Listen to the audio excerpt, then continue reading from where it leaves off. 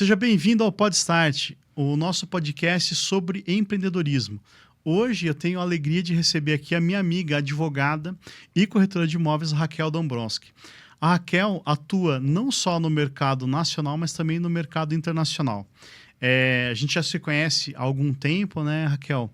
E a gente tem uma apresentação muito legal que a gente fez lá no Cresce sobre loteamentos. E a ideia hoje aqui é trazer um panorama geral sobre o cenário americano de compra e venda de imóveis, beleza? Então fique com a gente aqui que você vai ter vários insights bacanas. O bom advogado, ele tem que ser assim. Primeiro, ele tem que entender o mercado e depois ele tem que trabalhar para o mercado. Parabéns aí pelo seu trabalho, especialmente pelo podcast. Obrigado. Mas, assim, falando um pouquinho de mim, então,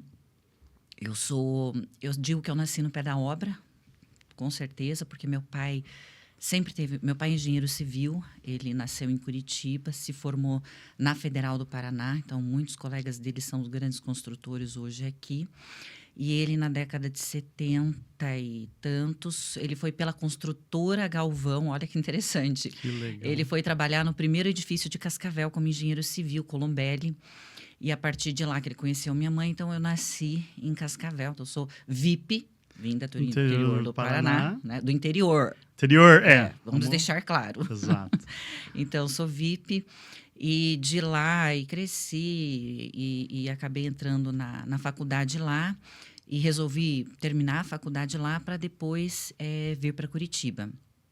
E desde lá, eu sempre fui muito ativa, e já assim que me formei, já entrei na UAB, e lá era muito interessante. Foi meu primeiro contato assim, com televisão, porque nós tínhamos acho que era a KTV em Cascavel, e a UAB tinha um programa. E eu, com 23 anos, há poucos dias atrás, praticamente, eu já comandava o programa de televisão da OAB de Cascavel. Então, era muito interessante, eu tinha que convidar os colegas para participar. E naquela época, gente, era fita cassete. Eu me lembro que eu saía com as fitas cassetes gravadas de lá do programa, mas eu nunca me assistia. Porque eu pensei, o dia que eu me assistir, eu não gravo mais. Eu paro. Porque o independentemente, ele pega. Sim, com certeza. Mas, assim, a gente tem que se contentar aí com a nossa origem e ter até... eu acho que a gente tem que ter orgulho do sotaque, né? Cada um da sua região. Eu achei muito legal que você tocou nesse assunto, porque o pessoal... Eu conheço hoje... Conheço de saber o nome, saber da cara de mais de 1000 corretores. E o problema deles é assim, mas eu tenho vergonha de gravar, eu não quero gravar. E aí eu gosto de usar o exemplo, assim, do Faustão. O Faustão é o cara mais sexy do mundo. Cara, o Faustão não é sexy, cara. O Faustão é o cara que tem a melhor voz. Ele não tem a melhor voz. Mas ele esteve por décadas fazendo um programa ao vivo. Então, a gente se acostumou com aquela imagem. Eu sei que eu sou lindo, então para mim é um pouco mais fácil. Mas o que acontece? Você tem que se gravar. Porque a gente, né, o homem, se vê no espelho, se vê a própria imagem uma vez ao dia e olha lá. Porque às vezes passa até na frente do espelho e nem se olha no espelho. Mas quando você começa a gravar, você começa a se ver, entender, corrigir vícios de linguagens e melhorando. O pessoal fala assim, nossa, você grava super bem, você tem uma boa visão de câmera. Não tenho, só que eu estou fazendo isso faz 2 anos, quase toda semana. Então, lógico, a gente vai aprendendo, né? Mas é uma construção. E naquela época era gravado, mas a gente chegava na televisão e ele falava... É como se fosse ao vivo, não tem edição. Porque praticamente o nosso programa era gratuito. Entendi. Né? Então, assim, eram algumas propagandas que pagavam ele, mas não pagava a edição. Então, não tinha essa. Era como se fosse ao vivo. Então, errou, vamos embora. E desde aquela época, eu já fazia, então nunca tive problema com isso. Eu gostava muito, adorava entrar em contato com os colegas, convidar. E eu achava muito legal, então aprendi muito com relação a isso. E aí eu já abri, quando eu me formei, eu tive meu primeiro escritório, depois tive o segundo com uma sócia, depois tive um terceiro com outro sócio, trabalhei muito com a parte tributária, fiz uma tese de ISS sobre leasing, muito interessante. Legal. Mas, assim, teses até dá um podcast inteiro, as teses jurídicas. Sim. Porque é muito complexo trabalhar com isso. Aí, depois, resolvi vir para Curitiba. Aí, abri o escritório que eu tenho até hoje, que é do Brosco Sociedade de Advogados, e trabalhei com a parte de direito, com teses, várias coisas. E logo em seguida eu entrei na empresa da família, que é a empresa Abaco, e fui ajudar meu pai. Entrei na operação. E eu sou muito empreendedora, né? O Douglas sabe. Então, Sim. dentro da operação, eu tinha sempre o meu escritório de advocacia. E dentro da operação, eu trabalhei em diversos setores. Então, financeiro, eu tenho hoje MBA pela Dom Cabral, na parte financeira e econômica. Eu entendo muito da parte financeira. Trabalhei na parte de negócios, trabalhei na parte de marketing, a parte de análise de balanço, contabilidade, societário. E trabalhei também na parte de novos negócios. Foi aí onde entrei no mercado de corretagem. Por quê? Porque eu andava pelo sul do Brasil buscando oportunidades de negócios. E como eu sou muito empreendedora, eu falei, não, pai, eu acho que tá na hora aí de eu sair para fazer mais coisas. Sim. Né? Buscar mais oportunidades. E aí, depois eu tive o Cresce mesmo para fazer esses novos negócios, estruturar negócios. E como eu gosto de estar no mercado imobiliário, então eu sempre tive aí uma parceria com outros corretores para a gente para ver o que tem de lançamento, o que não tem. E sempre continuei com a Sociedade de Advogados, que eu tenho uma sócia e outro sócio. E a partir disso, a gente também anda nessa área e também advogando para a Abaco, o que me dá uma bagagem muito boa. Sem dúvida. Porque a gente está sempre dentro da empresa, que é da família, apesar de eu ter os outros negócios. E a partir disso, eu abri muitos outros negócios. Eu tive uma empresa de consultoria ambiental, então, daí que eu sou também parte da CDA. E nessa parte de direito ambiental, sempre gostei da parte de licenciamento, que é até um podcast para a gente gravar, da nova lei de licenciamento que saiu no Paraná. Sim. É muito importante que todos saibam disso e como agora está sendo o licenciamento. Acho que bom caminho, tá? Eu tenho certeza que o que está vindo para melhor. E a parte... Então, eu entendo muito da parte ambiental nesse quesito, porque o direito ambiental é muito amplo. É muito amplo. É muito É igual amplo. o direito imobiliário, né? O pessoal fala para mim assim, porque você é especialista em direito imobiliário. Eu sei 10 itens dos 30 que existem, né? Se você fala para mim locação, eu sei o genérico. Agora, os problemas de locação é melhor falar com o Douglas. Eu gosto muito de locação. E a gente faz consigo. essa troca. Eu acho, Raquel, que quando você chega em determinado ponto da carreira... no começo da carreira eu tinha muito medo, assim, de não perder o cliente, né? Então, o fulano faz por R$100, eu cobro então 90. Eu faço assim. Hoje a gente começa a entender um pouquinho mais o mercado, a demora dos processos, a forma de executar determinada atividade. E se você não, melhor fazer uma parceria, então, esse teu tipo de processo aqui, eu prefiro que você faça com fulano lá, que aí ele está começando, ele consegue te atender. E hoje é engraçado porque eu atendo muitos advogados. Então, o advogado, por exemplo, tem lá uma causa, ou advoga em determinado nicho, e aí vem o cliente que é de um nicho que ele não atende. Aí nós temos 7 advogados, e aí então a gente consegue distribuir lá para cada nicho. A gente ainda não teve a oportunidade de fazer uma parceria efetiva juridicamente, mas se aparecer lá no meu escritório alguma coisa de loteamento, não tenho dúvida nenhuma que a gente vai sentar com você para conversar. O loteamento, ele é bem específico, realmente. Mas a gente faz muita parceria com advogados. Criminal, adoro direito criminal. Assim, acho muito interessante. Já advoguei no direito criminal. Eu já trabalhei no Ministério Público. Então, eu gosto. Durante a faculdade era muito interessante, porque eu fui fazer o estágio na faculdade e eu sempre fui muito proativa. Então, chegava lá, aí chegava o pessoal do direito criminal, ninguém queria atender, né? O pessoal ficava tudo no direito família. Eu também atendia. Aí, não, manda para Raquel. Gente, o que eu tive de clientinho nessa época... Que legal. E eu me divertia, porque nessa época não tinha quase faculdade de direito, era muito pouca, tanto que a minha faculdade foi muito concorrida para entrar. Sim. E aí então, eu chegava na delegacia, ninguém pedia a OAB. Sim. E eu chegava sempre arrumada e tal.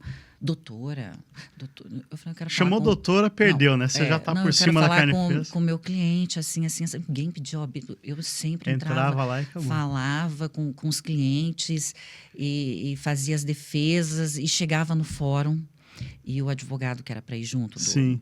Você acha que ele ia? Nem ia. Tava eu lá para fazer audiência, né?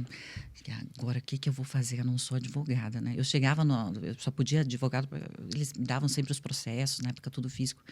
E aí eu cheguei, sentei, olhei para lá, tinha um advogado esperando a audiência. Doutor, seguinte, Isso o aqui senhor da poderia, por faculdade. favor, me ajudar? Porque eu estou sem o meu advogado, eu não sou advogada. E fazia amizade, ele assinava para mim, eu conduzia as audiências. Então, era muito tranquilo. Imagina, nem Que formada era, legal. mas eu sempre gostei muito de advogar. Mesmo antes de me formar, eu já advogava para ir para empresas Sim. e ia pedindo ajuda para os... Na época, hoje, quem é o meu melhor amigo?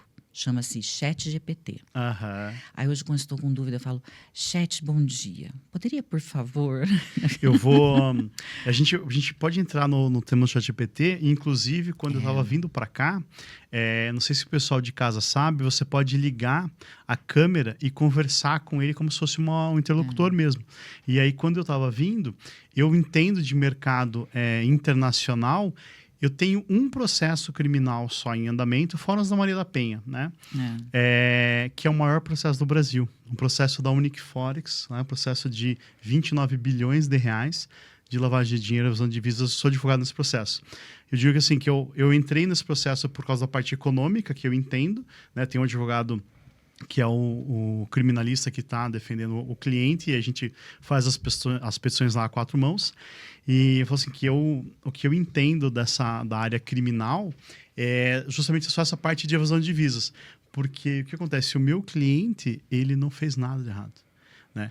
A empresa dele é uma empresa que existe, ele recebeu o dinheiro de uma empresa que existe e ele pegou o dinheiro e enviou o dinheiro para o exterior de uma forma totalmente ilícita.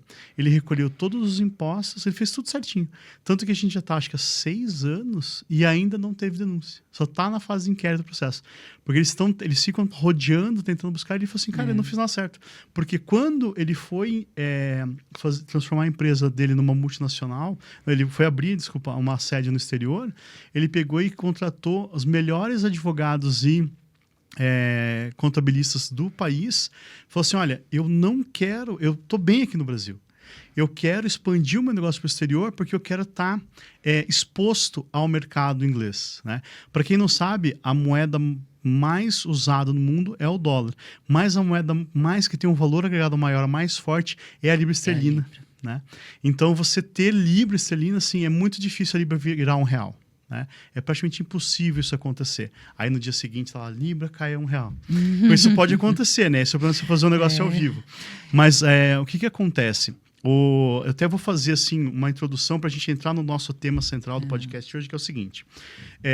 Você vai lá e compra um terreno na região metropolitana, então você vai estar exposto ao mercado imobiliário. Ou seja, se o mercado imobiliário estiver valorizando, você vai ter lá um bem que vai valorizar junto com ele. Quando você tem o dinheiro na tua conta corrente, você vai estar lá, ou por exemplo, uma conta poupança, você vai estar tendo uma exposição muito menor, porque ele vai ter lá uma correção de 6, 7% ao ano, mas a nossa taxa de juro vai beliscar 15%. Ou seja, você vai ter perda do valor de compra, né? Quando você tem, por exemplo, lá um terreninho, aquele terreno naturalmente ele vai valorizar. Muda muito, mas na década sempre dobra o valor dos imóveis, né? Então você pega lá desde 1970, a cada 10 anos dobra. Num ano dá 90% de aumento, depois cai um pouquinho, mas na média é isso, né? Se você, por exemplo, tem uma aptidão, ou sei lá, tem um interesse maior em mercados internacionais, uma excelente forma de você estar exposto, eu não estou recebendo nada deles, por exemplo, você abrir uma conta no Mercado Livre, aí você vai ter acesso ao Mercado Pago. No Mercado Pago, você pode comprar uma criptomoeda que chama Meli Dólar. Ela está indexada ao dólar e ela não tem taxa. Então, você compra lá R$10, por exemplo, se você tivesse comprado anteontem, estava 5,61 o dólar e ele foi para 6,8 ontem. Hoje nós temos várias alternativas. A gente tem tem a Nômade, tem a Wise. Isso. Aqui a Nômade ela é no exterior, né? Então, assim, o mercado pago, o Mercado Livre, ele está aqui no país. Então, você não tem, assim, aquela questão do câmbio, né?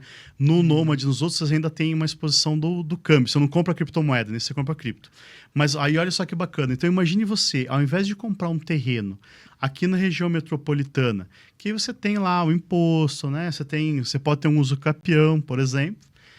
se você não for lá visitar ele, você ficar exposto ao mercado imobiliário, mas no exterior. Então você tem o que eu chamo de uma dupla blindagem ou uma dupla exposição. Você vai estar exposto à moeda estrangeira, seja, por exemplo, ao dólar ou o euro, se você comprar um imóvel na Europa, e você também vai estar exposto ao mercado imobiliário.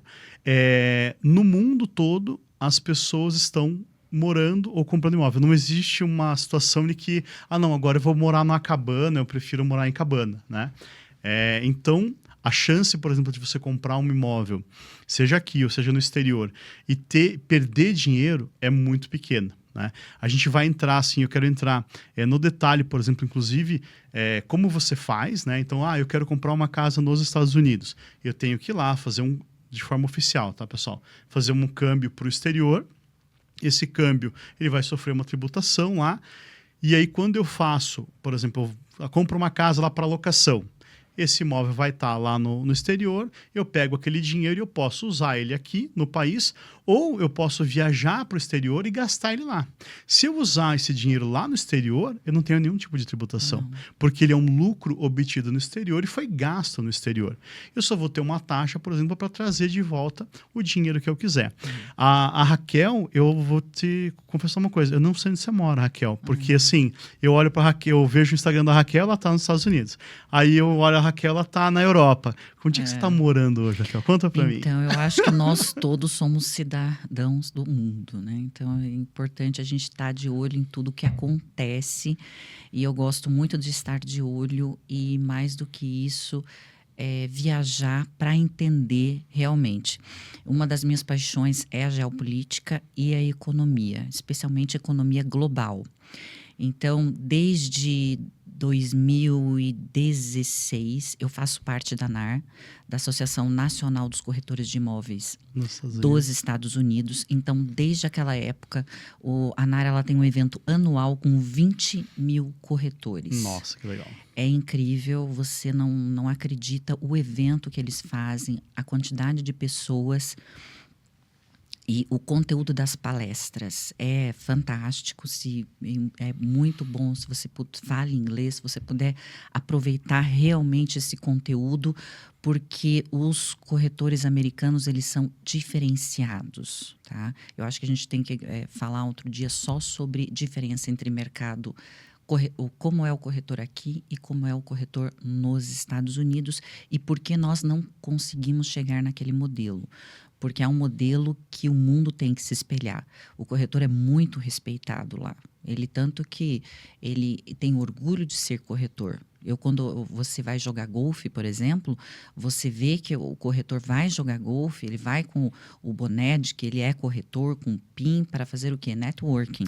Os nossos corretores aqui, eles têm uma síndrome de vira-lata, e falam assim, eu sou... A Raquel é advogada e corretora. Ela fala assim, não, eu sou advogada, mas eu estou também fazendo corretagem, né? Parece ter uma vergonha. É igual o engenheiro Uber, né? Exatamente. E não pode, é uma profissão muito legal, muito boa, que assim, ajuda as pessoas a terem aí a sua moradia. No meu caso, eu ajudo, então, empreendedores a empreender através de terrenos, porque hoje eu estou trabalhando com a parte jurídica, com a parte de negócios de terrenos. Né? Não trabalho com imóveis, trabalho com estruturação de negócios de terrenos. Mas como terreno é imóvel, tem que ter Cresce, não adianta. Dá uma olhadinha lá no meu Instagram, tem uma palestra que a gente fez no Cresce o ano passado, ficou bem legal lá, ela tá na íntegra lá no Instagram também. No YouTube, perdão. Então assim, porque o mercado internacional, primeiro a gente tem que dar um conceito, nós estamos falando ao vivo e para quem está assistindo hoje.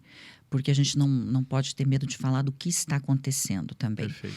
Então, eu venho estudando o mercado americano, né? Então, desse estudo todo, a gente passou por algumas crises, e a última, porque a gente teve a crise de 2008 lá, estudei muito sobre essa crise, que dá para a gente conversar aí muito tempo sobre isso, o que aconteceu, como foi a quebra do Lehman Brothers. Mas, assim, você vê como o mercado americano é forte. Nós tivemos a crise de 2008, a Bolsa de Valores caiu, aí 2 anos depois, no máximo, ela começou a subir e depois ela dobrou, porque foi, então recuperou muito bem. Depois nós tivemos o Covid, caiu muito. Em 2020, E 20. quem tinha petróleo, o petróleo chegou a ficar negativo. Imagina, ele saiu de $29 positivo e chegou a $15 negativo. Ou seja, eles estavam tombando como se estivessem tombando os caminhões para não entregar o petróleo, porque senão eles teriam prejuízo nessa entrega. E é engraçado porque eu tenho um cliente, eu adoro o mercado financeiro, trade, adoro. Eu também. Eu gosto muito, faço trade, assim. Entendo muito sou também. Entusiasta, assim. E esse meu cliente, eu tenho um cliente que ele tinha dólares, ele estava exposto aos dólares nessa situação, e ele estava operando muito alto. Ele estava com $30 milhões. E no dia foi caindo, quando chegou em 5, ele pegou e tirou. Imagina, ele tomou $25 milhões de prejuízo num dia. Ele tirou, só que como bateu negativo e depois começou a subir, na semana seguinte ele ficou com 40 milhões. Então ele acabou ainda surfando e aproveitando o cenário. Né? Então, assim, eu quero colocar isso para que as pessoas vejam. Então, no Covid, a Bolsa Americana desceu muito, mas hoje ela dobrou do que ela era antes do Covid. Sem dúvida. Então, assim, o mercado dos Estados Unidos, tanto o imobiliário quanto o mercado acionário, é muito forte. Para dar um panorama pro pessoal, 25% do dinheiro do mundo está nos Estados Unidos. Né? Então, e do mercado de consumo. 25% da riqueza é lá. Né? Então, assim, estudando tudo isso, eu acho que... Por que eu falei para o Douglas que nós temos que conversar sobre o quê? Sobre mercado internacional, tá? Estados Unidos. Hoje não vai dar para falar sobre a Europa, eu acho, porque é pouco tempo. Então, a gente pode falar mais sobre os Estados Unidos. Especialmente Estados Unidos, porque hoje nós estamos... exatamente essa semana, né? Nós estamos passando por algo inédito no mundo, como foi o quebra da Lehman Brothers, como foi o Covid. Agora nós estamos com a guerra de tarifas. A proteção tarifária. E isso aí é muito interessante, porque assim, o mercado quando o Trump... Eu estava lá na eleição do Trump, realmente a gente torcia para o Partido Republicano. Eu sou republicana. Então, gostaria realmente que alguém do Partido Republicano entrasse. Sim. E eu li muito sobre o Trump, estudei os livros dele, achei sempre uma pessoa que sabe negociar. Né? E ele não é à toa que ele tem tudo que ele tem hoje. Quem estuda a vida dele, eu estudei bastante, dá até para falar um podcast inteiro sobre ele. O pai dele era muito rico. Só que ele ganhou dinheiro no mercado imobiliário construindo o quê? Apartamentos no Bronx para locação. Muito comum nos Estados Unidos. Você constrói, loca. Aí vai formando patrimônio, constrói, loca. Então, ele construiu o patrimônio dele assim. E o Trump, claro que o pai dele sempre ajuda você ter uma família empreendedora, que já tinha um nome no mercado. Então, o que ele fez? Ele saiu dali e foi para Nova York, no centro ali na Main Street, na Quinta Avenida, e comprou um terreno icônico sem dinheiro. Nossa. Ele construiu todo o patrimônio dele sem dinheiro, só negociando, conversando, e a partir disso ele fez o primeiro empreendimento de altíssimo padrão dele. E o que eu mais admiro nele é o seguinte: ele foi a primeira pessoa que colocou uma marca no imobiliário, Trump Tower. Ah, é verdade. Então, assim, hoje você vê no mundo inteiro Trump Tower, mas Trump Tower não é que ele construiu. Ele tem uma marca. Então, se é Trump Tower, tem qualidade. Hoje a gente tem BMW, a gente tem várias marcas. Louis Vuitton. Então, e outra coisa, ele faliu diversas vezes. Então, claro que muitas vezes ele faliu não só por ele, mas por um cenário econômico, especialmente na época que ele faliu o cassino. E ele soube construir. E o mercado americano, ele é um mercado que especialmente a parte tributária, que também dá para conversar muito tempo sobre essa parte tributária, é muito legal. Tributário nos Estados Unidos, quando eu comecei a estudar, eu me apaixonei, é simplesmente fantástico. Então, voltando, gente acreditava no primeiro Partido Republicano, Sim. né? Segundo, acreditava. E agora eu estudo muito sobre as movimentações dele, mas a gente sabe onde ele quer chegar. Eu quero que todo mundo saiba que os Estados Unidos têm 3 trilhões de déficit anual, tá? 3 trilhões. A dívida americana é gigante. Então, assim, porque o que a gente teria que também entender aqui é da onde vem a origem do dinheiro. Quando você começa a estudar economia, porque assim, primeiro lá nos primórdios o dinheiro era ouro. Então você trocava um pedaço de ouro, né, por alguma coisa, essa pessoa ficava com ouro. Depois eles começaram com papel, e normalmente o papel era lastreado em ouro. Então, sei lá, em 1900 e pouquinho... O dólar era lastreado em ouro até 1978, exatamente. E aí o que acontece? Os Estados Unidos tinham ouro guardado e a partir desse ouro ele emitia o papel moeda. Depois, claro, é impossível você ter a quantidade de ouro que precisa para que um país tenha moeda para crescer. Eles desindexaram do ouro. E hoje, quando você precisa emitir papel moeda para jogar na economia, o que você faz? Todo o sistema econômico é baseado em dívida pública. Exato. Então, os Estados Unidos gastam mais do que ganha. O Brasil gasta mais do que ganha. Ele precisa emitir o quê? Dívida. Então, Nosso tesouro direto. Então, aqui no Brasil, o que acontece? A gente está gastando mais do que ganha. Então, a gente tem que emitir o quê? Dívida. Só que o Brasil é um país muito fraco. Quando ele gasta mais do que ganha e ele emite uma dívida, o cara lá de fora olha, ixi, Maria, não vai dar certo esse negócio.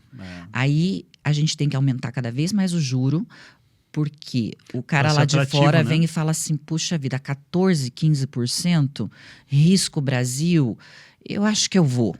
Em 2020 na Inglaterra tinha deflação, então você colocava lá, se não me engano era 1,5% ao ano. Japão também. No Japão também, né? Muita deflação. Então, quer dizer, mas o cara, ele tem certeza que ninguém vai tomar o dinheiro dele. Exatamente, é uma segurança que não muito vão grande. prometer picanha para ninguém. Então, é totalmente diferente, porque uma das situações que você... Não é fácil ganhar dinheiro, mas uma vez que você tem esse dinheiro, você conseguir manter esse patrimônio também é muito complexo, né, Raquel? Exatamente. Que é aquilo que eu queria entrar no mérito com você. Então, vamos supor o seguinte, eu tô aqui, meio cansado do país, e começo a viajar para Orlando a cada 6 meses. Assim, poxa, eu chego lá em Orlando, gasto, sei lá, $5 mil, $1.000 de hospedagem para ficar 2 semanas... E, de repente, eu vou comprar um imóvel aqui. Como é que eu faço? Eu, como brasileiro que não falo inglês, né? Tem agora o da Samsung, o fone de ouvido da Samsung, que ele traduz simultaneamente, né? O meu celular já consegue fazer a tradução, mas pelo foninho você fala em inglês e eu ouço em português. É bem bacana. Mas eu não falo nada em inglês, não conheço ninguém e... para a maioria das pessoas que ainda compram lá jogo do tigrinho e tal, que são... adeptas a cair numa pirâmide financeira, né, com promessa de rentabilidade, como que eu faço? Aonde que eu entro para saber se aquele imóvel existe? Isso. Conta para mim. Então, vamos entrar. Então, só finalizando, porque nesse momento as pessoas estão olhando para o cenário econômico e estão com dúvida. Então, o que eu quero dizer é que o Trump entrou lá para quê? Para colocar as contas públicas em ordem. Organizar a casa. Ele precisa diminuir a dívida pública. Então, todo o movimento que ele está fazendo agora, eu quero que todos entendam que é para ajustar as contas públicas. O governo americano não pode mais ter um déficit de 3 trilhões anuais. Por isso que o Elon Musk está lá no Dodge, tá? E por isso, ele não pode aumentar os impostos, porque os Estados Unidos, eles têm essa, não é como o Brasil que, né, ele tem essa questão de não aumentar os impostos, especialmente sobre renda, que é o que o nosso governo quer fazer agora. Uhum. Então, o que acontece? Tudo que ele está fazendo, eu quero que vocês tenham em mente, é para quê? Para melhorar o ambiente econômico. Claro que existe crítica sobre isso, ainda não se sabe onde ele quer chegar. Mas o que eu quero dizer para vocês é que, por mais que exista essa confusão toda, Os Estados Unidos vai continuar sendo a maior economia, vai continuar tendo a maior demanda por consumo e a maior renda e as maiores empresas do mundo. Então, é uma economia sólida. Aí você aqui no Brasil, que está com esse governo, que está gastando, que está com juro alto, começa a pensar, será que o ano que vem vai trocar o presidente? Não vai? Como é que vai ficar essa eleição? É importante você ter um pezinho em dólar. Tá? Porque assim, o que nós temos que ter a confiança é que agora vai vir uma pequena tempestade que já está chegando, né? Mas isso vai passar porque nós temos confiança que o Partido Republicano vai colocar em ordem as contas públicas. E um dos objetivos do Trump é baixar o juro, que com a recessão que vai acontecer agora, o juro vai baixar. Baixando o juro, o mercado imobiliário lá tende a subir. Então, o que eu quero que vocês fiquem atentos é que agora pode surgir as grandes oportunidades no mercado imobiliário lá. Então, o que a gente tem que fazer agora? Ficar de olho e começar a dolarizar. Como é que eu faço para investir no mercado imobiliário americano? A gente, como o Douglas falou, primeira coisa, nós temos que levar o dinheiro para lá, e aí depende da tua estrutura financeira, tá? Você pode começar a investir em imóvel nos Estados Unidos a partir de... Se você quiser, tem terreno para comprar lá de $15 mil. Nossa Senhora. 15 mil. Para você fazer Casa Minha Vida lá. Porque o que eu tenho feito lá é procurar, inclusive, terrenos para incorporadores. Porque tem incorporador que, puxa vida, o Brasil tá assim, não tá legal. Será que o que eu faço? Pode começar a incorporar lá. Eu tenho uma cliente que tem uma incorporadora aqui e ela montou saiu, deu a saída do país, foi para Portugal e ela constrói lá hoje.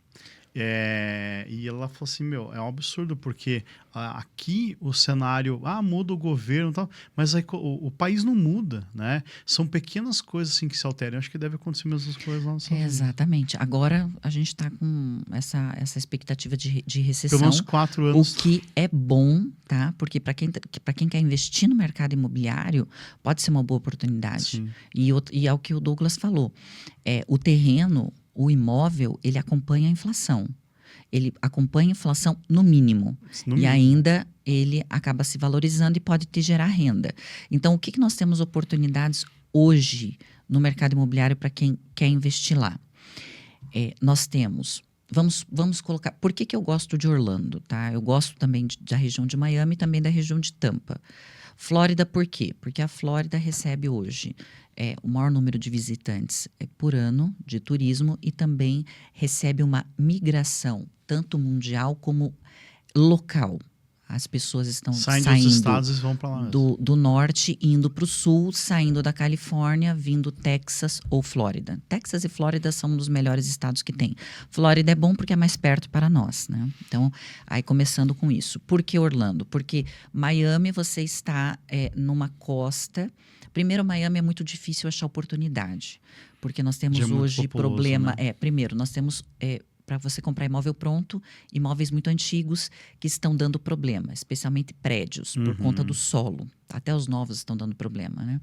E é difícil encontrar oportunidade porque, de um lado, você tem o mar e do outro você tem o Everglades, que é um pântano. No lado esquerdo, que é Tampa, também tem furacão muito forte, mas Tampa tem mais forte ainda, como a gente viu ano passado. E aí, o que acontece? As regulações para essas duas extremidades estão muito fortes nos Estados Unidos. Regulamentações construtivas. Então, nós temos esses problemas. E Orlando, como está no centro, chega pouco furacão. O furacão chega com uma pouca intensidade.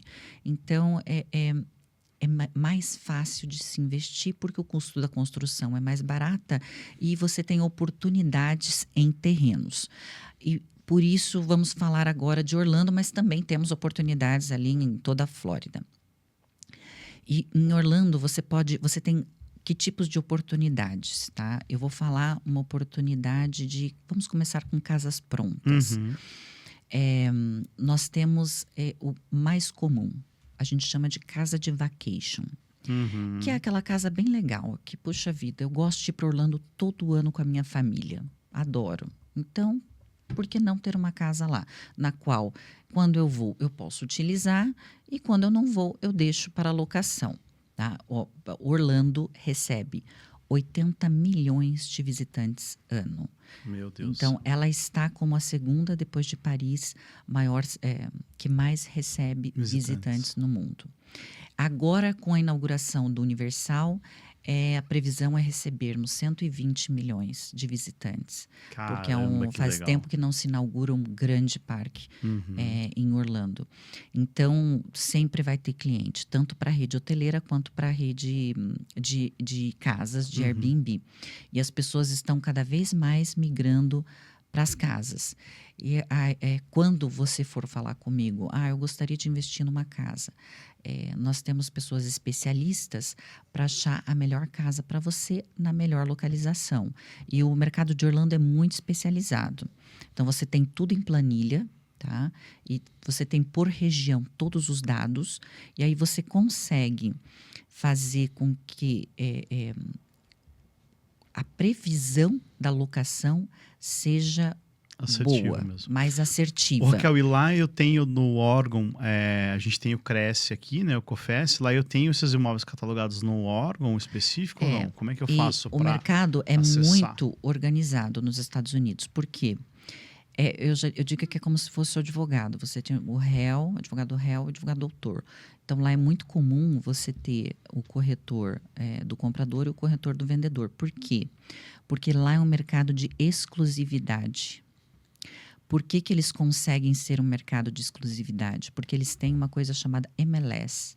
E o MLS é uma listagem de todos os imóveis à venda nos Estados Unidos, que só pode ser cadastrado uma vez por um corretor com contrato. A gente tem um projeto aqui no COFES para incluir isso também. Né? Só que eu acho que o COFES tem que trabalhar um pouco mais com os Cresces. Ainda não sei como, eu estou pensando nisso para conversar com o João Teodoro, que é o presidente do COFES. Mas assim, lá, então, é muito comum porque a gente, por mais que exista lei, direito, os usos e costumes sempre vencem. Então, isso é um uso e costume. Você dar a exclusividade, porque você pode não dar a exclusividade, mas se você não der a exclusividade, você não sobe seu imóvel para o MLS. Se você não sobe o seu imóvel para o MLS, é mais difícil de vender. Então, por isso que há um mercado de exclusividade. E o mais legal é que a ponta compradora, para que você possa fazer uma proposta, você tem que ter um contrato com o corretor. Então, é muito comum que as pessoas assinem o contrato com o corretor da compra. E você acaba ficando com esse corretor apenas, que vai apenas com o banco de dados do MLS. Na reforma do Código Civil, Raquel, vai ter essa previsão também. Porque o corretor, ele só vai receber se ele tiver contrato. Então vai estar específico lá no Código Civil. Agora não lembro qual do 722 ou 729 que vai estar. Mas eles criaram um parágrafo único que o corretor, para ter direito à comissão, ele vai ter que demonstrar lá que foi contratado pela parte. Isso é muito bom, porque nós temos que colocar esse costume na sociedade. Porque hoje, tá? Todo mundo fala, mas tem que... Hoje, se eu for falar com o Douglas, falar, então, Douglas, eu vou procurar o seu imóvel, o senhor assina um contrato aqui? Sabe o que o Douglas vai falar? Não. Tô fora. Quer saber? Eu vou procurar outro. Aí o outro vai chegar e vai falar, nem precisa esse negócio de contrato, não. Pode achar que eu já te mando 5 links, não sei o quê, e vai. E vai embora. Então, essa é a questão de costume, porque daí você perde o cliente quando você pede para o cliente assinar o contrato. Sim. Exclusividade é a mesma coisa. Então, quando eu chego para o Douglas e falo, o senhor poderia, por favor, deixar o seu imóvel com exclusividade? Ele olha e fala, eu, hein? Aí, a fulaninha fala, não, Douglas, não precisa exclusividade, deixa comigo, não tem problema, eu trabalho o seu imóvel. Aí ele acha que quanto mais corretores trabalharem, melhor, mais fácil será para a venda. Quanto crédito é ao contrário, porque o corretor com exclusividade vai investir no seu imóvel. Exato. Em fotos E, profissionais, por exemplo, vídeo. Hoje o que mais vende é Facebook, Instagram, sim, Meta. campanhas, Ele vai né? colocar em campanha. Agora, se eu não der o exclusivo, óbvio que eu não vou fazer tudo É o isso. negócio da vaca tem 2 donos, né? Morre de fome. Morre de fome. Mas assim, continuando, Sim, a gente está com essa primeira opção, que são os imóveis de locação para temporada. Tá. O que é mais interessante é o seguinte, por exemplo, se você fala assim, Raquel, quanto custa um imóvel para locação? Depende de quantos quartos, né? Mas vamos colocar um imóvel de 3 quartos para locação para temporada. Uhum. A gente tem que analisar se ele vai ou não fazer a renda para pagar as despesas. Mas a ideia é o seguinte, 300 mil, eu posso financiar o imóvel. Nos Estados Unidos, o financiamento para estrangeiro é muito fácil. Você só tem que ter... não precisa nem passaporte. Você tem que ter a tua documentação, imposto de renda. Você manda para o despachante, ele vai ver bancos especialistas em estrangeiros. Tem Legal. banco especialista em estrangeiro brasileiro. Ele vai te financiar a compra do imóvel, você dá 30% e o restante você parcela em 360 meses. Aí você coloca o seu imóvel para locação, ele paga a parcela e a ideia, né? Pagar a parcela e as despesas. A gente não garante nunca rentabilidade em uma locação. E você tem, então, o imóvel de férias. Você pode comprar um imóvel para alugar por long term, que a gente chama, né? Então, para as Locação pessoas que vão tradicional, né? morar lá, Uhum. mesma coisa. Lá Comprar também uma, funciona 3 3 anos, 30 meses? Como é que... Lá é o mínimo de 7 meses para ser long term. Uhum. E normalmente faz anual e renova automaticamente. Então, tudo depende o quanto se a pessoa vai investir, não vai investir, mas normalmente acima de 7 meses, long term, renova. Legal. Muito fácil de tirar o inquilino, funciona muito bem, por isso que a gente tem um mercado estruturado lá. Inclusive, o banco adora financiar esse tipo de imóvel, porque a garantia de pagamento do banco é o imóvel e a locação. Tanto que existe financiamento específico para essa modalidade. Então você vai comprar second home, que eles chamam, né? E outra coisa, os americanos, a gente não usa isso muito no Brasil. Mas peraí, só um pouquinho, Raquel, vamos dar um passo atrás. Então vamos. Eu posso alugar um imóvel e dar como garantia o contrato de aluguel e o imóvel. Então, o inquilino vai pagar para o banco e o banco me paga a diferença? Não, o inquilino paga para você e você paga a parcela do banco, mas ele sabe que esse imóvel vai ser para locação e quando ele faz a análise de crédito, ele olha o mercado de locação do local. Que legal. Então, assim, ele já olha, você fala... Tá com alta demanda, então vou diminuir o teu diminuo o juro, facilito. A análise do banco que é feita considerando a locação daquele imóvel. Tá. Então, por quanto ele loca, inclusive ele levanta não só o valor do imóvel para ver quanto ele vai emprestar, mas também o valor da locação. E aí isso aí ajuda na questão de garantia, mas a locação vai para o proprietário paga as parcelas do banco. Show. Então imagina o seguinte, eu quero nessa casa, vamos pegar esse exemplo aqui, vamos esmiuçar ele. Um imóvel lá de 3 quartos, quanto que custaria em Orlando hoje? Nessa modalidade de locação. É difícil dizer, que nem é como no Brasil. 3 quartos na Fazenda Rio Grande, 3 quartos. Então, assim... Vamos pegar um médio aí, vai. 3 quartos você consegue pagar $300 mil, tá? $300 mil a $500 mil, dependendo da localização. No $500 mil, eu teria que dar... $300 mil 150, você dá 100 mil, 500 você dá 150, e aí você consegue ter esse financiamento. É muito interessante. Taxa de juros lá hoje, 8 e pouquinho? A taxa de juro para estrangeiro varia de 8% a 10%. A taxa de juro para morador hoje está 5% a 6%. Então você vê, pessoal, se você quiser comprar, por exemplo, um imóvel nos Estados Unidos, por mais que você pague, vamos pegar 300 mil, daria um imóvel de 1,5 milhão. Esse imóvel de 1,5 milhão, você tem que dar 100 mil, então $500 mil. E aí, qual que é a taxa do aluguel lá? Quantos por cento mais ou menos vale um aluguel hoje? Muito similar ao Brasil. Meio perto de 1%, 0,8%? Não, 6%. Porque no Brasil também é difícil residencial você ter mais do que 6% ao ano. 6, 7... às vezes 5, Tá. às vezes um pouco mais, mas assim, é como no Brasil. Uma média O 6. residencial é difícil você ter uma rentabilidade maior Maior. que 6, mas você tem a rentabilidade do imóvel em si que valoriza a inflação e mais alguma coisa, normalmente, né? Você Tá. tem a valorização do imóvel mais os 6%, como é no Brasil, como é no mundo inteiro. Dificilmente você, no residencial, você consegue muito mais do que 6%. Então, se você pegar, por exemplo, assim, aqui hoje a gente está trabalhando com uma taxa de 12,45 no Brasil. Então, se você pegar a melhor taxa dos Estados Unidos, vai ser 8. Quer dizer, dá 5%, quase 5% de diferença ao ano. Quase que vale a pena. Eu quero comprar um imóvel no Brasil. Não, você compra nos Estados Unidos e aí com o valor do aluguel lá, você paga o teu aluguel aqui. Se você fizer uma conta redonda. E aí você vai estar exposto em dólar, né? E exposto ao mercado americano. Exatamente. E assim, essa é uma das modalidades de comprar e deixar alugado, né? E o que eu quero falar para vocês, assim, a gente ainda tem a modalidade de você comprar terreno. A gente tem terreno a partir de $15 mil. O que é esse terreno de $15 mil? Porque lá você tem a região também do Minha Casa Minha Vida. Tá? Então, o que é Minha Casa Minha Vida nos Estados Unidos? Você tem, é My House, My Life? A gente chama de Affordable Homes. Affordable Homes. Então, você tem as mobile homes. Essas são realmente as mais baratas. Você consegue comprar uma mobile home financiada no banco e alugar o terreno e colocar a casa lá.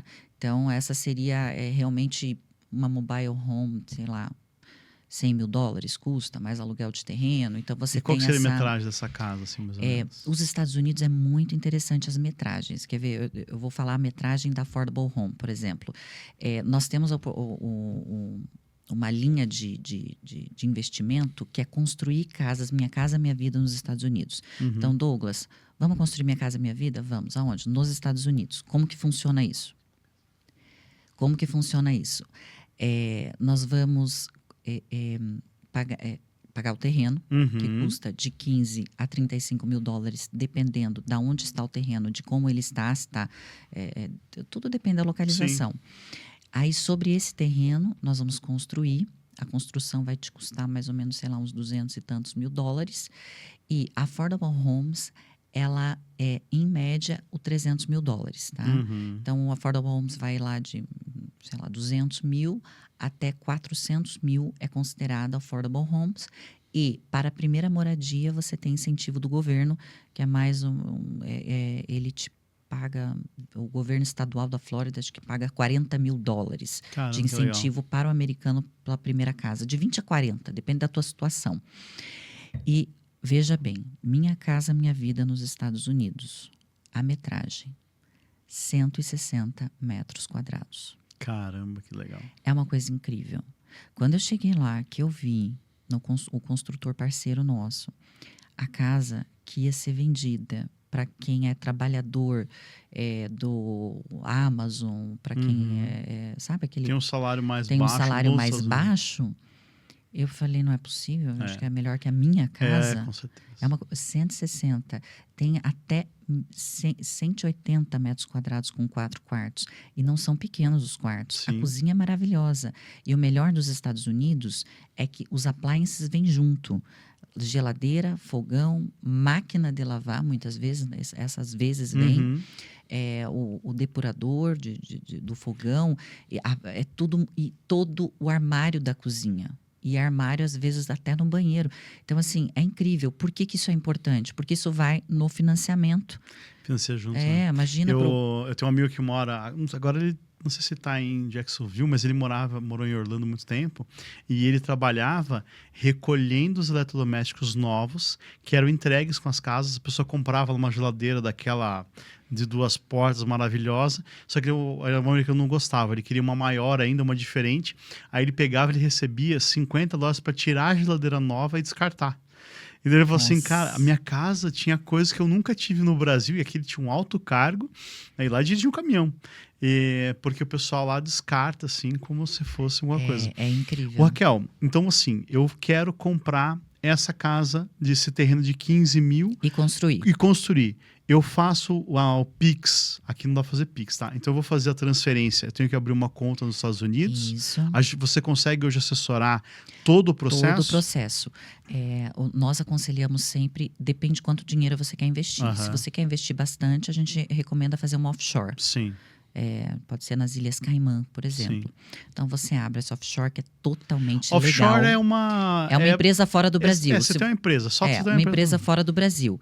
É totalmente legal. Então você abre essa offshore e aí dessa offshore você abre uma LLC, que é uma limitada nos Estados Unidos, e você vai colocar a casa sempre em uma empresa. Sim. Tá? A estrutura societária americana é muito parecida com a do Brasil. Você tem limitada, você tem SA, é só o sistema tributário que é diferente. E nos Estados Unidos, o sistema tributário para a construção civil é incrível. Se você ficar girando com o dinheiro, você não paga imposto. Então, se você... Raquel, eu quero construir uma casa contigo. Quanto dinheiro eu vou ter que colocar? $75 mil, que é o terreno mais 30% do custo da casa. $75 mil, a gente constrói a casa. E nos Estados Unidos, é muito mais seguro construir do que aqui. Nós temos um aplicativo que acompanha a obra. Você vai estar com esse aplicativo. E lá é assim, a construção, ela é maravilhosa, porque ela é de wood frame. Então, é muito rápido. Em 30 dias, você conseguiria construir uma casa. Cara! Só que você não consegue construir em 30 dias, porque o sistema americano tem muita inspeção. Aqui no Brasil, você tem você construiu a casa, vai o cara e faz a inspeção e emite o CVCO. Hoje até nem vai, né? Ele faz online. Ele faz online. Nos Estados Unidos, são 30 etapas de fiscalização. Caramba, você faz a terraplanagem, vem o fiscal da prefeitura. Você faz a elétrica hidráulica do chão ali, vem a inspeção. Você levanta as paredes de inspeção, você faz a elétrica das paredes de inspeção, você fede a parede de inspeção, e tudo é inspeção. Você faz o telhado de inspeção, então é muita inspeção. Então, a gente leva 4 meses para construir essa casa.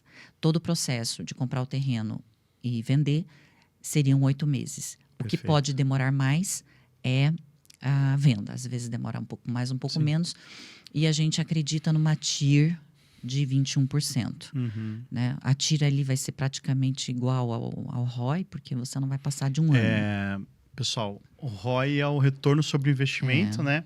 E a TIR é a lucratividade, a taxa de lucro. Interna de retorno. Porque às vezes o teu ROI é 100%. Sim.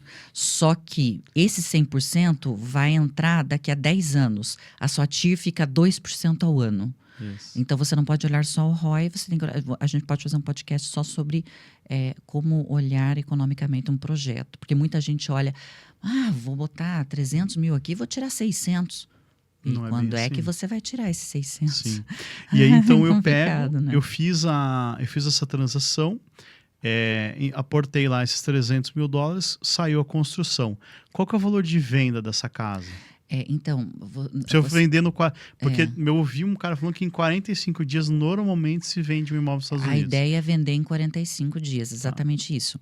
E a gente, mais ou menos, o lucro é $40 mil a $50 mil, que dá os 21%. Que legal. Então, é mais ou menos isso. A gente tem que olhar as planilhas, etc. Mas aí você acompanha tudo via aplicativo. E se você quiser, a gente coloca câmera nas casas, que você pode ali acompanhar em tempo real. Caramba, que pela legal. câmera. E outra coisa, você não coloca o dinheiro. Os 75 mil, se você for financiar, praticamente você só vai colocar... É todo o teu gasto. Não, você tem que colocar de uma vez, né? Sim. Então, você vai comprar o terreno 35 e mais um pouquinho você já vai colocar. Mas se você quiser colocar o valor inteiro sem financiar, não é de uma vez só. Você vai colocando 35, compra o terreno, e a gente vai chamando esse aporte de capital. Na medida que a evolução na medida da evolução da obra. Então, seria isso meio faz com como que medição, né? Quando a Caixa... como medição, exatamente. Mas a gente pede para que esse dinheiro esteja aplicado no money market lá nos Estados Unidos, porque a obra é muito rápida. Sim. E fora isso, eu tenho oportunidades para construtores um pouco mais capitalizados, que têm já um capital lá, que são terrenos...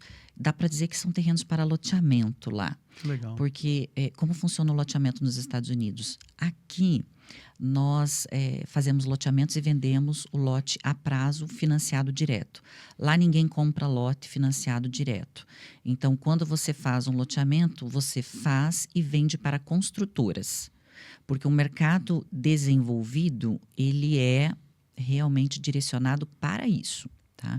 Porque ninguém quer se incomodar com obra, né? Você quer trabalhar, você quer fazer suas coisas, não fazer obra. Lógico. Então, você tem a gente está com essa oportunidade, hoje nós estamos com uma oportunidade, um terreno, você paga lá $800 mil, cabem 20 casas nesse terreno. Nossa Senhora. E a ideia é mais $500 mil, a gente fazer toda a infraestrutura do terreno, e aí você vai ter 20 terrenos. Você pode tanto vender os 20 terrenos para o incorporador, quanto você construir as casas. E já vender para o consumidor final. Exatamente. Isso a gente consegue ter aí um ROI aí de uns 40% e uma TIR, porque já é um pouco mais longo, né? De uns 25% ao ano. A gente acredita que vai girar isso máximo em 2 anos. E as licenças lá, por exemplo, para incorporação, são igual que no Brasil? Você pede, daí daqui a 10 anos saem, ou como é que é lá? Você sabe que os Estados Unidos é um país realmente burocrático com relação a licenças, porque a proteção ambiental lá realmente é efetiva, mas o porquê que não é tão demorado? Porque aqui no Brasil, pela lei da Mata Atlântica, você pode desmatar 70%, mas você nunca consegue desmatar esses 70%. Lá, se a lei diz que pode. Então, você olha e fala assim, esse terreno aqui tem mato, eu quero desmatar. Está escrito que pode? Pode. Acabou. Então, ele já te dá a licença, você só faz o levantamento. Só que, assim, tem muita compensação ambiental, assim como no Brasil. Mas funciona. Então, se o terreno é pequeno, as aprovações, elas são muito mais rápidas, porque eles cumprem a lei. Aqui no Brasil, o problema é que não se cumpre a lei. E quando todo mundo tenta subornar alguém, né? E ele não, poxa, eu posso tirar 70%? Posso, mas eles nunca querem dar licença dos 70%. Eu posso tirar a araucária desde que eu faça a compensação, porque é uma espécie ameaçada de extinção. Mas, puxa vida, eu não posso. Então, não se cumpre a lei. E lá não, lá se cumpre a lei. É caro tirar a árvore, você tem que compensar. Tem uma tal de tartaruga lá que incomoda. Se você achar tartaruga no terreno, você pode tirar a tartaruga. Você pode tirar a tartaruga, mas aí você tem que esperar a anidação. Não sei se eu falei a palavra certa, do ninho, etc, etc. Que legal. Porque depois ela vai sair sozinha, porque ela não tem. Então, atrasa a tua obra se achar a tartaruga. Mas você sabe exatamente o quanto atrasa. Então, assim, basicamente são essas oportunidades. Estou com um terreno de 1.700 acres, que são milhões de metros quadrados também, para desenvolvimento imobiliário grande, que é uma oportunidade para os brasileiros diversificarem o seu mercado no mercado americano. Que legal. Raquel, vamos ver se a gente consegue gravar, sei lá, ou pegar o estúdio aqui 24 horas, a gente senta aí que a gente fica falando, porque é muito assunto, né? É muito bacana, assim. Vocês viram a quantidade de informação e de coisas, a gente só pincelou, né, uma a uma. Mas acho que dá uns 10 podcasts, pelo menos. Pelo menos. Só para falar da parte tributária, vai uma meia hora, pelo menos. A gente, infelizmente, chega aqui no final do nosso podcast. Eu queria agradecer, né, a confiança e a gentileza, né, inclusive fala que você disse no começo. E eu acho que, assim, o advogado, quando você olha lá o estatuto da OAB, o advogado, ele nada mais é do que um instrumento da parte em juízo. Então, se o advogado não conhecer profundamente o seu cliente, e às vezes mais até do que ele mesmo, né, ele não consegue prestar uma boa assessoria, né? Então, a minha missão, assim, como advogado é essa, é entender o cliente.